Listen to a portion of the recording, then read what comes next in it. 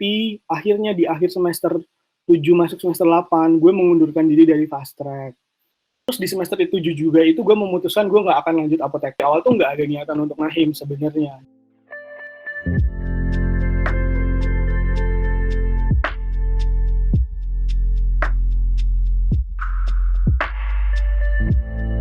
Gue Bagus Trianto, dipanggil aja Bagus. STF 2013, jadi masuk ITB 2013, lulusnya 2017.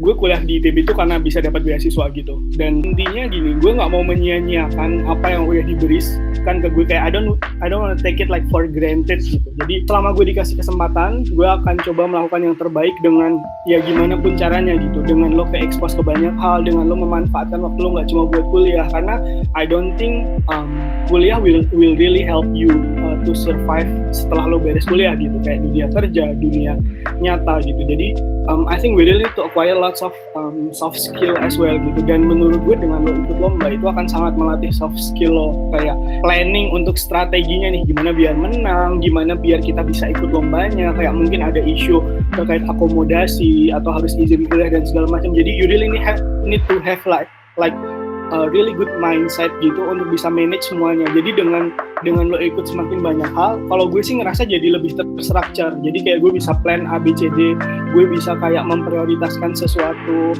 Terus juga intinya gue nggak mau mengecewakan orang tua gue sih, karena gue udah jauh-jauh datang dari Klaten ke Bandung dan nggak mau opportunity-nya hilang gitu aja gitu. Dari SD sih memang sudah cukup sering ikut lomba gitu. Jadi sebenarnya mental competitiveness-nya itu udah cukup dibangun. Bahkan dari TK gue dulu udah sering ikut lomba, meskipun ya lombanya itu kayak mungkin skala kecamatan, skala sekolah gitu ya, kayak skala kabupaten. But then I think it's a really good exercise sih dengan lo berani ikut lomba. Kayak nggak usah takut kalah, kayak lo nggak usah mikirin hasilnya gimana dulu. Yang penting lo daftar dulu dan lo prepare gitu. Karena nggak jarang juga gue sering kalah apa segala macam, nggak lolos gitu. I think that's also a part of learning. Simpel jawabannya itu prioritisasi sih, kayak prioritisasi dan gimana lo bisa ngebagi waktu. Jadi kalau gue dulu sampai jam 6, biasanya praktikum sampai jam 6 gue akan fokus di akademik. Jadi kayak di sela-sela waktu kadang gue suka review materi. Kelas gue biasanya bener-bener dengerin, meskipun gue geng 9012 ya. Sayap kanan bagian paling belakang yang deket pintu keluar. Biasalah. Selalu berusaha untuk mendengarkan gitu, at least gini, jangan keganggu fokusnya, karena nanti ketika lo keganggu fokusnya, udah nanti lo nggak dapat apa yang di kelas, lo harus struggle lagi di belakang gitu kan. Jadi yang pertama ketika lo kuliah, fokus kuliah, baru nanti di luar itu lo set jam. Kayak gue biasanya kalau jam malam itu gue akan fokus untuk kegiatan yang lain-lain, kayak misalnya nyiapin buat lomba, ngurus himpunan, nyiapin buat misalnya mau ada rapat atau ada apapun itu, hearing apa segala macam. Biasanya gue lakuin malam. Jadi kayak beres kuliah, suka ngetem kan di himpunan sampai malam. Gue dulu sering tidur di Sekre BTW, sama Bimo, jurnal laporan gitu. I think sesuatu yang harusnya bisa lo manage. Jadi kalau gue dulu ya, gue mengorbankan waktu tidur gue sih, jujur. Karena ya gimana, gue harus ikut ngurusin himpunan, gue harus nyiapin lomba, harus kuliah gitu. But then, gue udah mengambil keputusan bahwa ya gue set priority gitu. Jadi waktu tidur gue itu kayak lumayan berkurang sih di tingkat 2, tingkat 3. Kayak mungkin 4-6 jaman doang sehari gitu. Dan ya nggak apa-apa, biasanya gue kadang suka bales di hari Minggu, atau kalau misalnya hari Sabtu lagi nggak ada kegiatan himpunan atau lagi nggak ada persiapan buat lomba or apapun itu, ya gue akan usahakan untuk istirahat gitu. Jadi tinggal lo gimana ngatur porsinya, bikin jurnal, bikin laporan, itu kan sesuatu yang bisa lo plan ya. Biasanya tuh anak-anak tuh suka mepet-mepet gitu ngerjainnya, sementara kayak bikin jurnal itu tuh lo bisa cicil sebenarnya gitu. Jadi kayak biasanya tuh orang tuh sambil kuliah sambil ngejurnal gitu kan, which ya gue nggak mempermasalahkan, tapi sayang aja karena lo jadi nggak fokus sama materi kuliahnya dan lo jadi nggak dapet itu, lo jadi harus ngebalas itu di lain waktu gitu. Jadi kayak utang gitu loh, kayak kredit, jadi akan ditumpuk di akhir gitu. Ada juga tipe yang kayak dia nggak bisa tidur malam, tapi kayak dia tidur dulu terus nanti bangun malam, itu nggak masalah juga. Yang penting lo bisa naruh slotnya ini di mana sih gitu. Sebenarnya 24 jam itu sangat cukup, dan dengan semakin banyak aktivitas biasanya kita jadi lebih terstruktur. Jadi kayak nggak ngasal gitu loh, kayak ya udahlah nanti tahunnya nggak dikerjain, baru dikerjain H-1. Mantap. To be fair mungkin sekali 2 kali nggak masalah, tapi kalau terus-terusan lo jadi kayak utang waktu di belakang sih sebenarnya. Gue tuh termasuk tipe yang bisa dibilang lumayan mudah untuk menyerap suatu materi.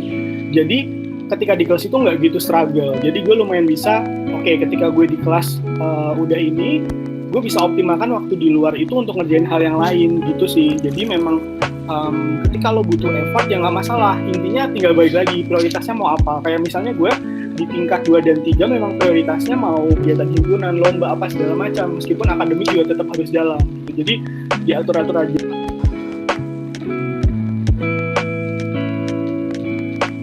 Gue mulai HMF itu benar-benar awal tuh di Danlab Osjur, jadi ngosjur angkatan 2014 waktu itu. Itu pengalaman pertama gue banget sih, kayak memahami dunia lapangan itu seperti apa. Nah dari situ itu gue lumayan banyak kayak expose tuh ke HMF, kayak jadi tahu ISMA Farsi, IPSF, di internalnya ada kajian kefarmasian, ada orang yang ngurusin internal, ada orang yang nyari duit dan terus gitu. Nah itu semua berawal dari situ, terus kayak merembet gitu. Jadi setelah gue jadi Danlab Osjur itu gue lumayan punya banyak koneksi ke 2012, 2011, even 2010, 2009. Jadi tahu kan orang-orangnya siapa. Terus mulailah mengeksplor banyak ke HMF. Ya waktu itu dilanjutkan dengan ikut tim V. Expose nih dengan ISMA Farsi ini orang-orangnya siapa aja sih, kegiatannya ngapain gitu.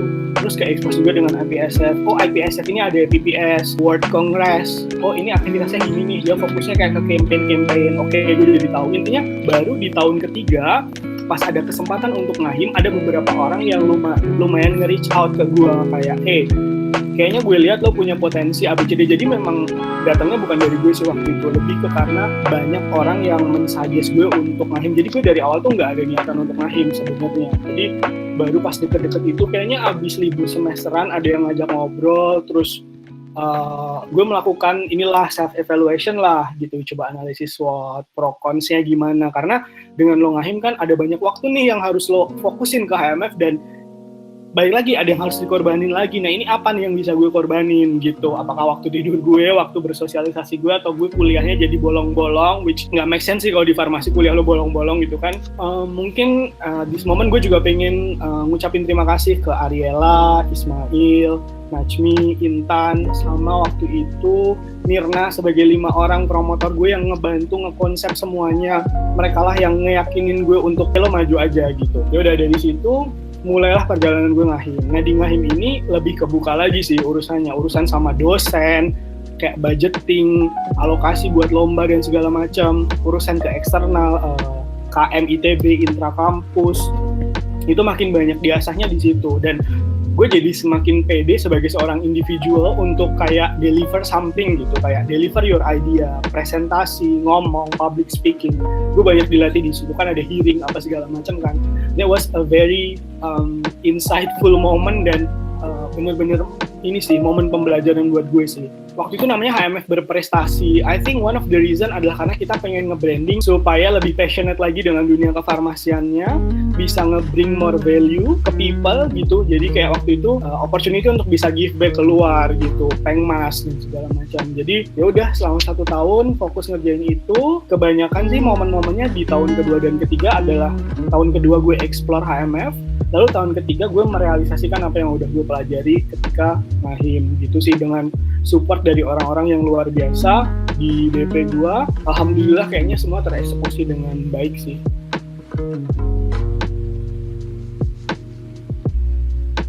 Lulus itu Juli 2017. Mungkin sebelum lulus gue coba ceritain semester 7 dulu. Jadi kan TA itu baru mulai semester 7 ya kalau gue ya. Karena kan ada tuh TA yang mulai dari semester 6 kayak tim bahan alam gitu. Nah, di semester 7 gue milih lah waktu itu TA dengan kakak biotek. Alasannya simpel karena memang pelajaran biotek ini yang paling gue seneng, karena dia kayak logika, meskipun harus lo ada ngafal juga, tapi ngafalnya itu masih make sense, gak kayak farmakologi guys, yang kayak lo harus ngafal efek samping, dosis, gak penting banget sih sebenarnya. Gue ngambil lah kakak biotek, dan gue baru tahu kayak TA biotek itu gratis, kayak in a sense kayak lo nggak perlu ngapa-ngapain gitu kan, nggak perlu ngeluarin duit dan segala macam, meskipun bahan-bahannya ya lumayan mahal sih waktu itu, gratis. Cuma kan waktu itu ada interview gitu, ya intinya udahlah gue ngambil biotek. Jadi di semester 7 akhir gue itu, jadi gue itu sempat apply buat fast track di semester 7 untuk biotek. Jadi fast track biotek itu gue udah ngambil mata kuliahnya 2 SKS namanya biotek terapan. Tapi akhirnya di akhir semester 7 masuk semester 8 gue mengundurkan diri dari fast track. Oh my god, what is that? Tujuan awal gue pengen ikut fast track sebenarnya karena lumayan fascinate dengan dunia biotek dan kayaknya gue pengen explore lebih jauh lagi gitu. Tapi ya udah, intinya di semester 7 itu banyak hal yang berubah dalam hidup gue. Jadi yang tadi gue bilang gue sempat ikut YLI. YLI itu kayaknya semester 6 ke semester 7 awal. Jadi di YLI itu gue mulai banyak terekspos ke dunia bisnis. Jadi kayak misalnya ada suatu problem yang berkaitan dengan bisnis, kayak how do you solve that gitu. Jadi kayak gue belajar tentang problem solving, gue belajar tentang business operation, strategi itu dari YLI karena waktu itu dia itu kayak program kayak ininya leadership forum gitu. Yang lo dapat bisa ikut kayak ada pembicara-pembicara yang oke, terus lo dikasih project gitu. Waktu itu gue sempat kerja sama Indonesia Mengajar juga di situ. Gue mulai menemukan passion baru gue, kayaknya sih gue lebih cocok untuk jadi orang yang business minded gitu loh. Jadi kayak oke, gue seneng dunia farmasi, tapi di momen itu karena mulai semester 7 itu gue udah nge-lab juga kayaknya waktu itu. Jadi udah mulai nge-lab juga. Terus lumayan rada bosen sih sejujurnya dengan kerja di lab sampai malam lembur, terus ketemunya cuma alat-alat mesin-mesin doang, jarang bisa ngobrol sama teman.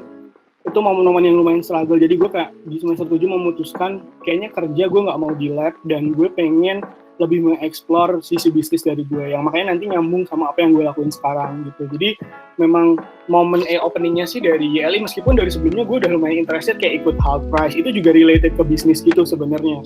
Terus sempat ikut juga waktu itu lomba dari CIMB gitu, terkait business plan, business case juga. Gue batalin fast track. Terus di semester 7 juga itu gue memutuskan gue nggak akan lanjut apoteker. Kenapa? Alasannya karena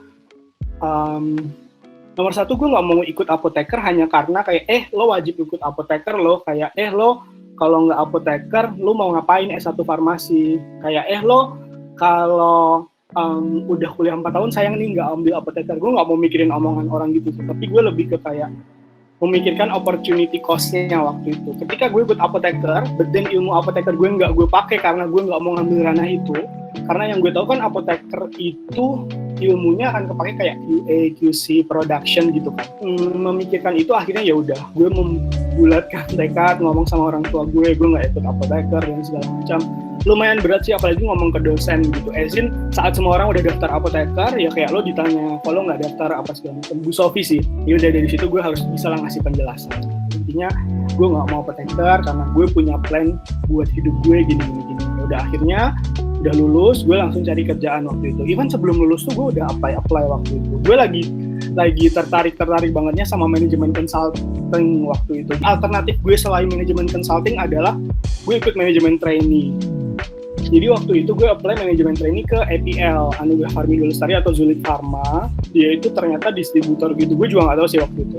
Distributor obat, jadi kayak masih related sama healthcare. Jadi I believe back then ilmunya masih ada yang sedikit kepake nih gitu, meskipun gue pengen fokus untuk jadi kayak bisnis generalis gitu. Waktu itu prosesnya APL ini lumayan cepat sih, karena kayak dari bulan Mei ke Juni, terus kayak Juli itu udah ready gitu. Jadi even sebelum gue lulus tuh gue udah sign kontrak sama APL waktu itu. Jadi ya udah, karena ini udah paling cepat, akhirnya gue ambil APL. Nah di APL itu gue 2,5 tahun sampai 2020 kemarin bulan Januari.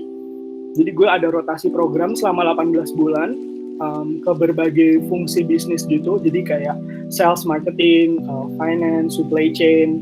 Intinya lo belajar segala hal deh, regulatory, even juga lo belajar IT, even lo juga belajar. Jadi gue makin ke-expose lagi ke dunia bisnis dan makin seneng gitu, kayak makin menarik nih gitu kan. Jadi ya udah, akhirnya gue lanjutin di situ sampai tahun lalu ada temen gue ngontak untuk lo tertarik nggak untuk join Cargo. Jadi gue sekarang di Cargo Tech atau Cargo Technologies. Basically Cargo Technologies ini adalah new startup yang fokusnya ke bidang logistik. Jadi dia itu baru dapat funding Series A tahun kemarin dan fokusnya itu untuk ekspansi bisnis logistik dan juga financing untuk logistik industry. Nah di Cargo gue udah lumayan setahun. Ya udah, gue ngerjain strategic operations, jadi kayak business operations tapi juga sama strateginya. Mungkin ini bahasa yang nggak gitu familiar sama anak farmasi, but then ini tuh kayak project based gitu. Jadi kayak lo dikasih project, terus you really have to solve that dan lo deliver resultnya. Awal pertama gue masuk APL itu ya lumayan bergejolak juga sih sejujurnya, kayak kerja kok awal lumayan berat ya, adaptasinya gitu ya, naik turun tapi akhirnya balik lagi ke visi gitu. Jadi gue itu memang punya mimpi untuk kayak dalam 5-10 tahun ke depan bisa nge-build usaha gue sendiri gitu, mau itu startup, mau itu bisnis tradisional or whatever it is. Gue intinya pengen nge-build sesuatu. Nah, untuk nge-build sesuatu kan gue harus punya ilmunya kan. Nah, I think the best way to learn adalah dengan lo terjun langsung ke bisnis. Makanya mengasah capability gue dari sisi business strategy dan juga business operations. Gitu. Really long story, tapi semoga kalian dapat poinnya.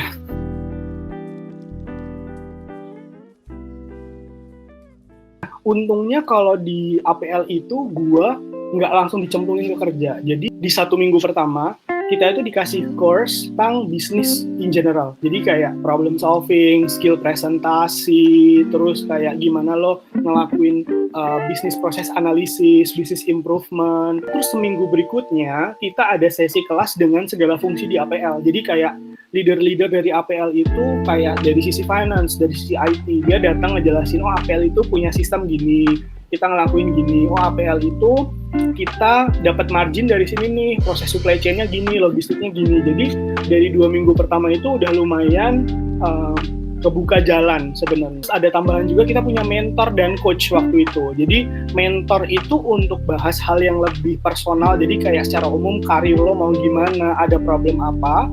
Tapi kalau coach itu di APL waktu itu fokus untuk kayak ngajalin technical things, kayak misalnya di finance ya coachnya orang finance, lo diajarin bikin financial planning gimana, financial projection gimana. Jadi gue waktu itu nggak specifically ngambil course, tapi gue lumayan banyak baca buku waktu itu. Jadi ada satu buku yang waktu itu gue baca, judulnya The Personal MBA. Intinya ini buku ngejelasin lo tentang basic dari suatu bisnis gitu. Terus sering cari-cari YouTube juga sih waktu itu. Dulu gue lagi demen-demennya nonton TED, kalau kalian tahu.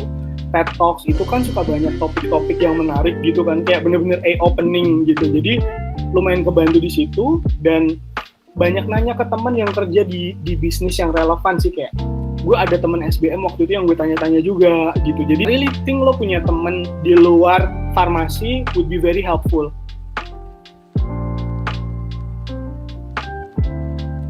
Ada jawaban gue 2 kalau ditanya apa. Yang pertama tadi sebenarnya ilmu Manwir, tapi jangan ditangkap materi Manwirnya, tapi the way lo ngelihat si Manwir ini nge-support bisnis. Karena memang basically adalah ya ini manajemen dan kewirausahaan atau bahasa Inggris entrepreneurship. Karena I think mindset entrepreneurial ini jadi sesuatu yang harus dimiliki oleh semua orang. Even lo kerja di rumah sakit, even lo kerja di industri. Kenapa? Karena mindset entrepreneurial ini sebenarnya kuncinya adalah lo dikasih problem, then how are you gonna solve it? Yang kedua, basically semua pelajaran yang mengajarkan kita untuk berpikir secara logis itu membantu. Bukan dari sisi materinya. Kalau materi I don't think it relates, tapi dari sisi konsepnya. Contoh, si farmasetika sih kebanyakan mempertimbangkan apa nih, faktor-faktor apa yang harus dipertimbangkan. I think itu sih cara berpikir dan cara lo nge-solve problemnya yang lumayan banget bermanfaat gitu. Dan I think di farmasi banyak banget pelajaran yang kayak gitu kan. Sama ya terakhir mungkin ya kreativitas lo dalam menyampaikan ide lo gitu. Sama lagi tambahan presentasi. Ketika lo presentasi kayak abis praktikum presentasi atau ada materi presentasi, itu sih ngelatih communication skill. Terus cara lo bikin presentasi yang bagus gimana. Bukan mata kuliah farmasinya yang ngebantu, tapi perintilan-perintilan di dalam mata kuliahnya yang justru ngebantu gitu. Misalnya ketika lo ujian, ketika lo presentasi, yang kayak gitu. I think that's what I learned.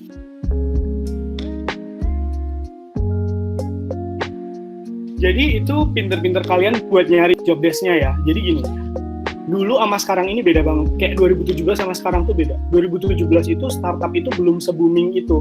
Jadi kayak even gue dulu kayak nggak gitu kepikiran untuk bisa masuk Gojek apa segala macam, karena ya gue nggak tahu ada posisi yang bisa gue apply.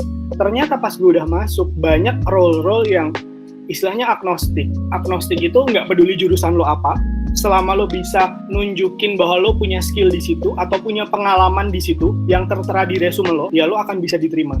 Dan biasanya untuk role-role bisnis ini ada business case atau business interview, guys. Jadi itu yang harus lo prepare. Jadi biasanya CV itu hanya sebagai filter awal. Makanya kalau bisa 1, IP-nya bagus, 2, lo punya banyak kegiatan. Karena nggak asik banget nggak sih kayak cuma kuliah di ITB terus nggak ada kegiatannya gitu kan. Kayak nggak seru gitu. Jadi itu sih yang sebenarnya perlu dibangun. Ya lo cari jurusan-jurusannya apa. Mungkin kalau gue bisa mention 1, sebenarnya kalau sekarang ya product manager gitu lah, ini lo nge-build suatu sistem software, apps. Lo jadi ownernya kayak PM untuk GoFood, PM untuk Gojek gitu. Jadi gimana sih lo bisa ngembangin fitur Gojek, GoFood gitu. I think that's number 1. Terus yang kedua, business development. Lebih ke cocok buat orang-orang yang suka bacot gitu lah intinya. Yang suka ngomong, suka ngerumpi depan sekre di kursi yang coklat itu masih ada nggak sih yang panjang gitu. Terus ada fungsi yang lain. Sebenarnya banyak fungsi yang agnostik, kecuali kayak misalnya untuk engineering gitu, kayak untuk bisa coding. Nah itu mereka pasti akan ngambil orang dengan jurusan yang relevan, kayak misalnya jurusan IT gitu. Tapi nggak menutup kemungkinan, misalnya lo meskipun kuliah jurusan farmasi, tapi lo suka ngambil online course dari misalnya Udemy atau Udacity atau Coursera, dan lo bisa menunjukkan skill lo ketika interview, ya mereka bisa aja milih lo. Ada banget gitu. Jadi sebenarnya gue tuh udah pengen ngeplan S2 dari 2019. Cuma waktu itu 2019 dapat offer di tempat baru. Jadi udah gue mau coba kargo dulu, dan kebetulan kok pandemi gitu. Jadi gue nggak jadi. Nah, plan terdekat gue itu sebenarnya 2023. Gue berharap 2022 segala urusan pandemi ini bisa berakhir dan gue bisa mulai S2. Nah, kenapa gue nggak mau kayak yang online gitu kan? Sekarang lagi banyak tuh kayak lo bisa S2 online di mana Harvard apa di mana gitu. Gue pengen sebenarnya, karena kunci gue pengen S2 itu lebih ke ada 3 hal yang pengen gue cari sih. Ya 1, networking ke orangnya langsung. Jadi kayak you really understand the situation, ketemu orang langsung, bangun network. Karena at the end of the day menurut gue ya, yang pertama dan utama itu networking. Yang kedua itu baru lo punya skill. Kalau lo punya skill tapi lo nggak ada networking, nggak ada orang yang bisa ngelihat skill lo gitu. Nggak ada orang yang ngelihat skill lo, nggak ada orang yang kayak bisa nge-refer lo gitu. Karena semakin tinggi posisi, itu tuh konsep hiringnya itu udah nggak yang kita apply guys, tapi biasanya dia ada rekomendasi karena misalnya dia kenal A di tempat B, kenal B di tempat C gitu. Jadi I think networking even is number 1. Gue pengen punya networking, terus gue juga pengen experience ini sih, living di tempat itu tuh kayak apa. Gue pengen ngambil keluar, jujur. Terus yang ketiga, ya gue pengen bisa apply langsung. Jadi kayak ketika sambil kuliah gue bisa sambil kayak magang atau intern gitu. Jurusan yang pengen gue ambil itu ada 2 opsi sebenarnya. Yang pertama itu MBA, jadi kayak full MBA. Kenapa MBA? Karena ya core dasarnya sebenarnya ada di MBA punya gitu. Kayak memahami lebih dalam tentang bisnis strategi, bisnis operations, komersial punya, marketing, itu kayak apa itu ada di MBA. Jadi gue pengen punya fundamental di situ, atau kalau nggak MBA itu gue pengen jurusan yang kaitannya sama data sih, karena I think data would be very big, like even bigger than sekarang gitu, kayak AI, machine learning, banyak terms yang udah mulai berubah, dan I think semua arahnya bakal ke data. So either 2 ini sih, gue lagi mencoba explore juga. Jadi mungkin gue akan bener-bener prepare kayak IELTS apa segala macam itu akhir tahun ini sih, menyambung ke 2022. Karena kalau gue mau admission 2023 kan gue harus plan di 2022, dan sebenarnya kan opsi beasiswa banyak yang nggak cuma LPDP, apa ada Chevening, ada Erasmus. Jadi gue lagi explore juga, tapi itu belum jadi prioritas gue di half pertama, kayak di semester pertama 2021 gitu. Jadi gue masih mencoba mengakali itu ya dengan belajar sendiri gitu, kayak makin banyak baca buku, terus ikutin aja online course yang ada yang kayak gratis, misalnya kayak cuma 4 jam dia nge-cover banyak topik gitu. I think as an alternative that would be very good as well sih sebenarnya. Kunci utama yang pertama itu memang planning. Kayak lo harus punya planning dulu nih Ki. Maksudnya apa sih yang pengen lo cari atau lo dalemin gitu. Baru setelah lo planning, ya lo mulai eksekusi. Nah, susahnya adalah satu orang tuh nggak bisa planning gitu. Dia even nggak tahu apa yang mau dia cari tahu gitu. Kayak you don't know what you don't know gitu. What do you want? It's not that simple. What do you want? Itu akan susah gitu. Jadi you really need to know what you don't know supaya dari lo nggak tahu jadi tahu kan. Nah itu kan stepnya yang pengen kita bangun. Itu yang pertama. Terus yang kedua, biasanya udah mulai terus nggak beres, kayak nggak diberesin. Karena satu, ya biasanya hype-nya cuma di awal. Yang kedua, nggak ada teman yang bisa saling motivasi, kayak Ezin, orang yang sama-sama belajar gitu loh. Jadi rada susah juga sih. Jadi you really need to find the perfect circle juga untuk bisa nge-influence lo. Terus yang ketiga, ya memang sih ya kayak dalam dakwah ya, iman itu kan naik turun. Ini semangat belajar juga sama guys, naik turun juga gitu. Mungkin di hari pertama 100%, nanti hari ke-7 udah 0%. Ya nggak apa-apa, just deal with it. Tapi kalau ada post ya lo harus segera kembali gitu. Kayak mungkin fokus hari ini tweet TikTokan doang deh, nggak masalah dia ngecek apa di TikTok. Sebenarnya kalau bermanfaat nggak apa-apa, kan banyak tuh sekarang konten-konten kayak tentang fintech, tentang misalnya lo mau jadi chef, tentang bikin makanan, hidup sehat, apa segala macam. Jadi sebenarnya medianya itu nggak salah, tinggal gimana lo ngefilter medianya aja.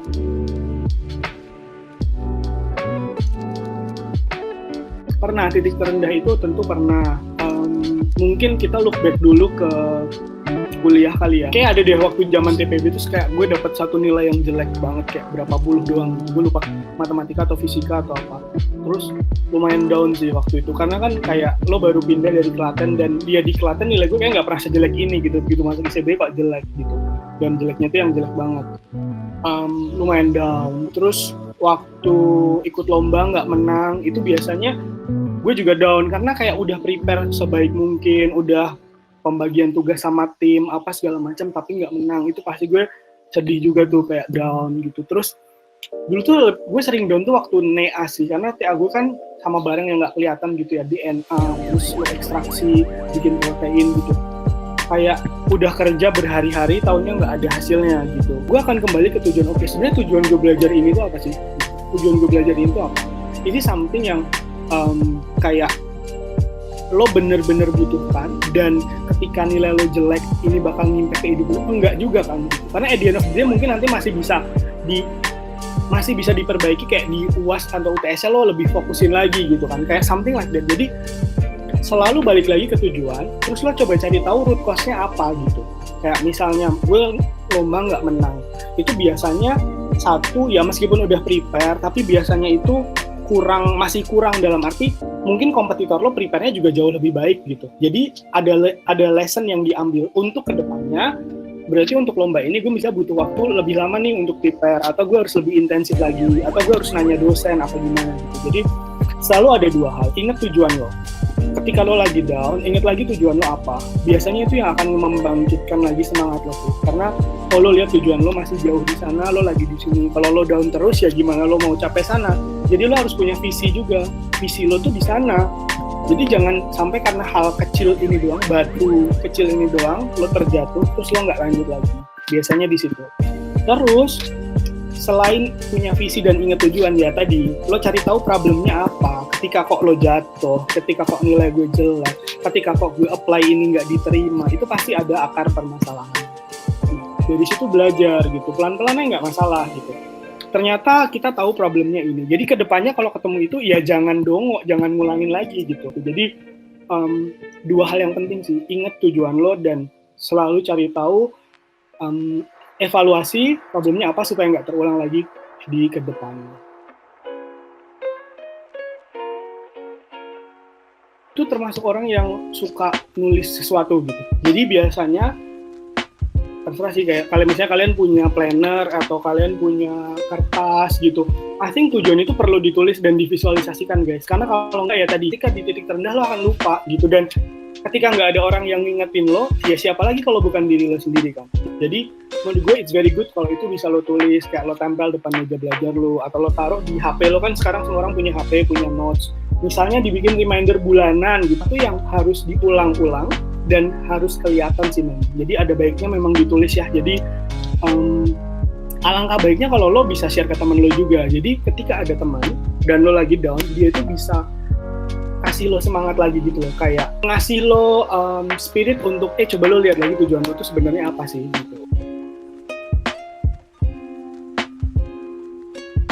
Cara buat refreshing, satu ya kan lo punya temen ya, main lah gitu.